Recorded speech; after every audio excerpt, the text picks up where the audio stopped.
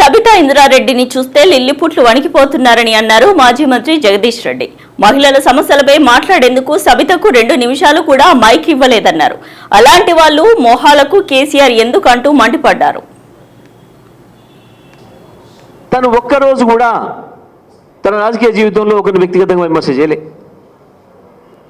ఈ శాసనసభలో మనం అందరం చూసినాం, ఒక అక్షరం కూడా హార్ష్గా మాట్లాడలే, వ్యక్తిగత విమర్శలు చేయలే. తను మొన్న రాత్రి మధ్యరాత్రి మాట్లాడినా ఒక్క మాట కూడా, ఒక్క పదం కూడా తూలలే. నేను విమర్శ చేస్తలేను, ప్రభుత్వం దృష్టి తీసుకొస్తున్నా, మహిళలకు రక్షణ కల్పించండి అని మాత్రమే అడిగింది ఒక మహిళగా. చివరికి ఈ రాష్ట్ర మహిళలకు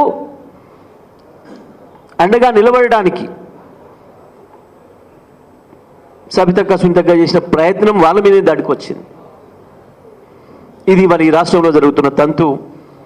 రాష్ట్ర ప్రజలు, ప్రత్యేకించి తెలంగాణ అక్క చెల్లెళ్ళు, తెలంగాణ ఆడపడుచులు గమనించాలి విషయాలు.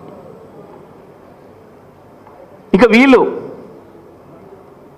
సబితక్కనే చూసి వణికిపోతున్న ఈ పనికిమాలినోళ్ళు, ఈ లిల్లిపుట్లు కేసీఆర్ రావాలి, కేసీఆర్ లేరు. ఏమిటికి మీ ముఖానికి కేసీఆర్? సబితక్కకు 2 నిమిషాలు సమయం ఇవ్వడానికి వణికిపోతున్న మీకు కేసీఆర్ దేనికి రా? కేసీఆర్ కావాలన్నా? ఈరి కేసీఆర్ తరఫున సబితక్కకు 2 నిమిషాల సమయం ఇవి చూస్తుంది. తెలంగాణ మహిళా లోకం, తెలంగాణ సభ్య సమాజం అంతా చూస్తూ ఉంది మీ ప్రవర్తన.